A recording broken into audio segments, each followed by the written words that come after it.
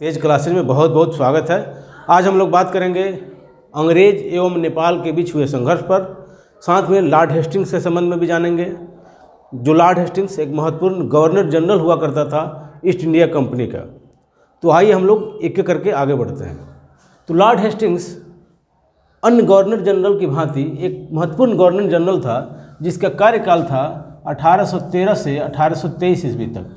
मतलब यह समझ लीजिए कि जिस प्रकार से अंग्रेजी कंपनी की सत्ता को भारत में स्थापित करने में प्रशासनिक दृष्टिकोण से, चाहे वो न्यायिक प्रशासन हो या फिर पुलिस प्रशासन हो या फिर भू राजस्व का प्रशासन हो, कर्नवालिस को याद किया जाता है, वहीं सैनिक श्रेष्ठता साबित किया था ब्लेसली ने। वहीं हम लॉर्ड हेस्टिंग्स के बारे में जब विचार करते हैं तो हम यह पाते हैं कि लॉर्ड हेस्टिंग्स ने कंपनी को राजनीतिक रूप से सर्वोच्च शक्ति के रूप में स्थापित किया भारत में। ठीक है, तो प्रारंभिक चरण में हम समझते क्या हैं, अंग्रेज एवं गोरखों के मध्य संघर्ष को जानते हैं। अंग्रेज गोरखा संघर्ष। तो अंग्रेज गोरखा संघर्ष से पहले इसकी पृष्ठभूमि को समझ लीजिए। तो वास्तव में जो नेपाल की स्थिति है भारत में उत्तर की दिशा में, तो नेपाल के उत्तर में और चाइना है, चीन है और ये है नेपाल।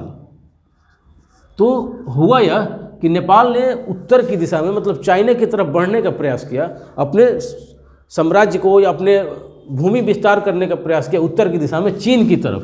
परंतु चीनियों के द्वारा जब प्रतिरोध किया गया, मतलब जब चीनियों को ये लोग परास्त नहीं कर पाए, तो नेपाल ने भारत के अन्य क्षेत्रों पर आक्रमण प्रारंभ किया, जैसे कि बंगाल और अवध।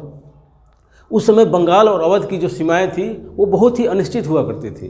तो गोरखों के द्वारा भारत के अवध एवं नेपाल बंगाल क्षेत्र पर आक्रमण किए गए और कुछ क्षेत्रों को नेपाली राज्य में मिलाया भी गया।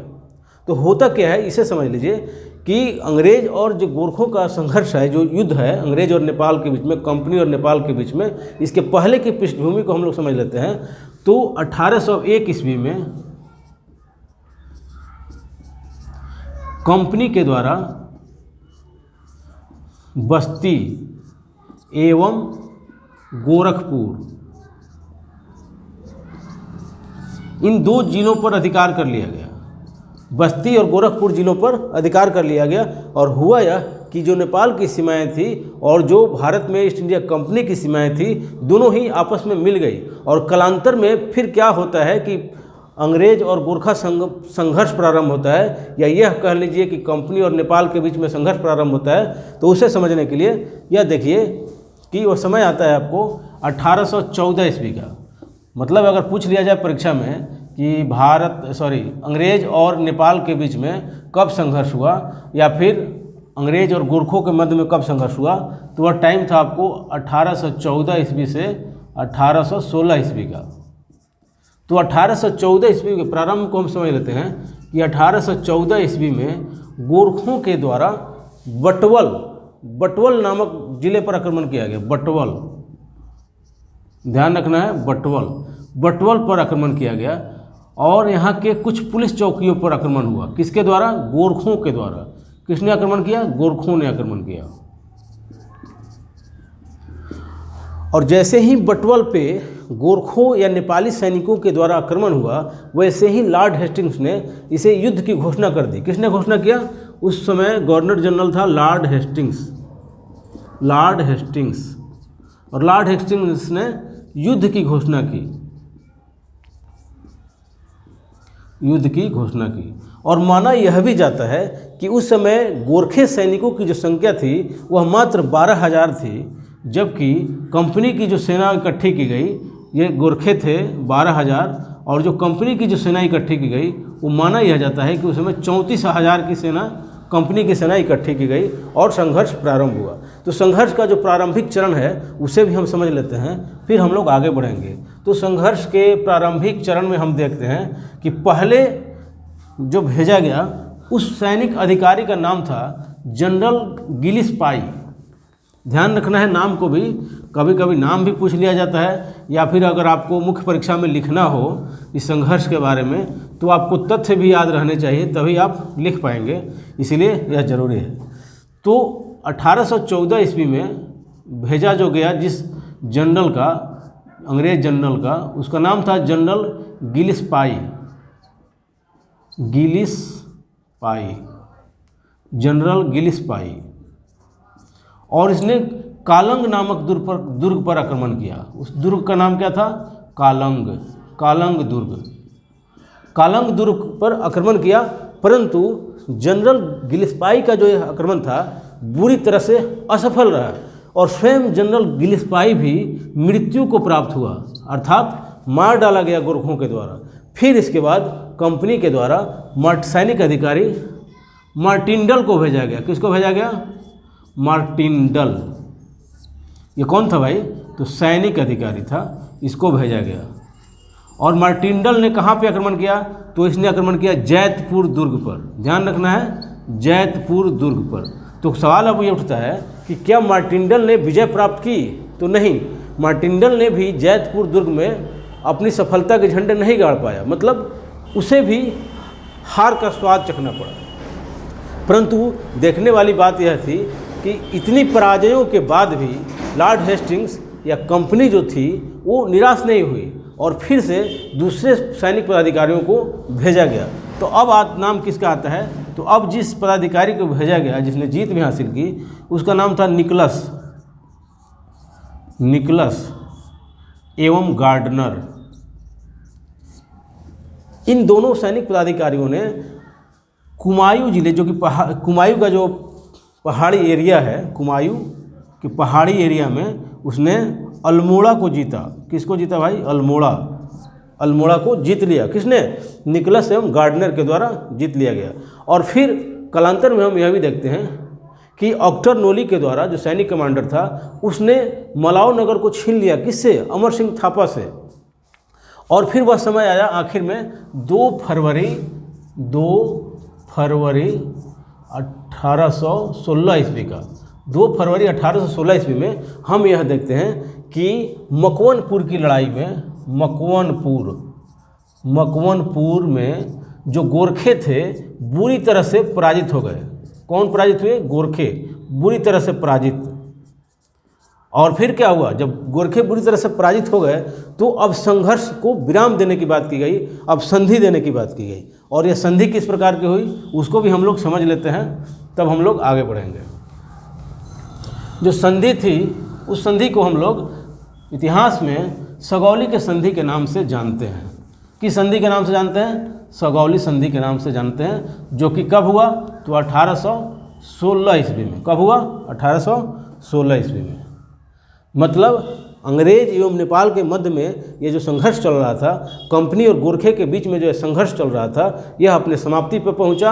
और इस समाप्ति किस संधि के द्वारा हुई? तो उस संधि का नाम था सगौली की संधि, सगौली की संधि या सगौली संधि।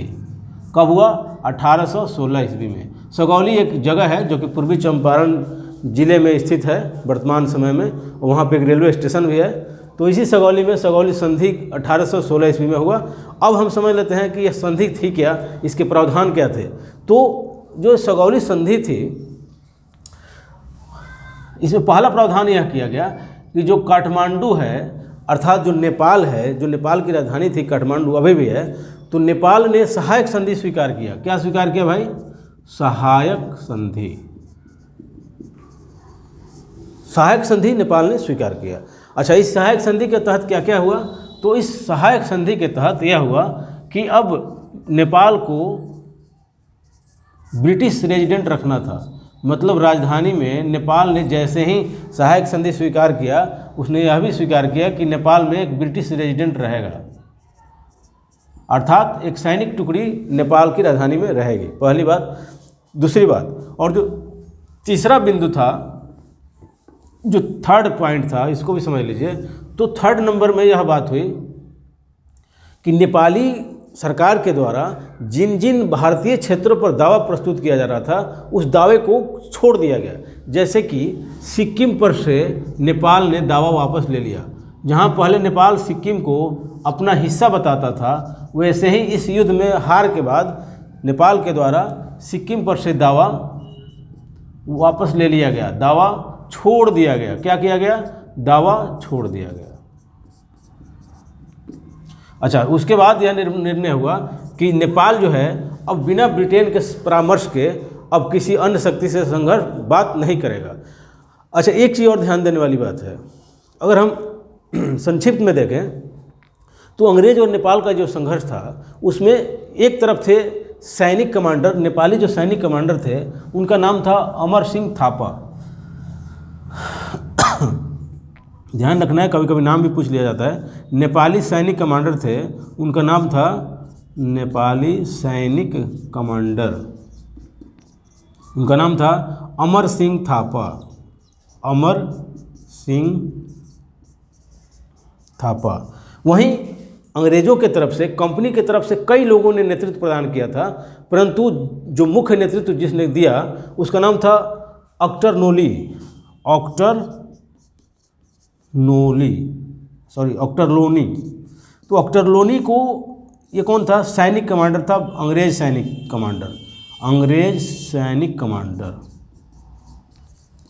तो जहाँ तक हमने देखा कि किस प्रकार से सहायक संधि हुई और सहायक संधि में ब्रिटिश रेजिडेंट को राजधानी में रख दिया गया, साथ में जो सिक्किम या अन्य क्षेत्रों पर जो दावा करता था नेपाल, उस दावे को छोड़ दिया। और जो बहुत बड़ी बात हुई इस युद्ध के बाद वह यह हुई थी कि जब 1814 से 16 तक जब संघर्ष चल रहा था तो उसमें ऑक्टर लोनी के द्वारा 3 गोरखे सैनिक टुकड़ियों का निर्माण किया गया था। क्या किया गया था? 3 गोरखे सैनिक टुकड़ियों का निर्माण किया गया था, सैनिक टुकड़ियों का निर्माण किया गया था। तो हुआ यह कि अब यही गोरखे सैनिक बिल्कुल विश्वस्त रूप में एक तरह से राजभक्त या देशभक्त बने रहे कंपनी की। और जब 1857 ईस्वी का विद्रोह हुआ भारत में, जहां अंग्रेजी सेना की या अंग्रेज कंपनी की जड़ें हिलने लगी थी, चूल्हे हिलने लगी थी, पैर उखड़ने लगा था, तो इन्हीं नेपाली सैनिकों ने, इन्हीं गोरखा सैनिकों ने बिल्कुल स्वामी भक्ति दिखाते हुए बहुत ही महत्वपूर्ण भूमिका निभाया था और अंग्रेजी राज को बचाने में बड़ा महत्वपूर्ण भूमिका निभाया था। इस प्रकार से यह समझ लीजिए कि कंपनी को या अंग्रेज़ों को एक ऐसा क्षेत्र मिल गया जहां से वे लोग देशभक्त सैनिकों को अपने सेना में शामिल करते रहे और साथ साथ उनका सहयोग जीत में प्राप्त करते रहे। बहुत बहुत धन्यवाद। हम लोग नेक्स्ट वीडियो में बात करेंगे कि किस प्रकार से लॉर्ड हेस्टिंग्स ने पिंडारियों का दमन किया। अगर आप मेरे चैनल पर पहली बार आए हों तो चैनल को सब्सक्राइब करना नहीं भूलें और वीडियो पसंद आती हो तो लाइक और शेयर भी जरूर करें। धन्यवाद।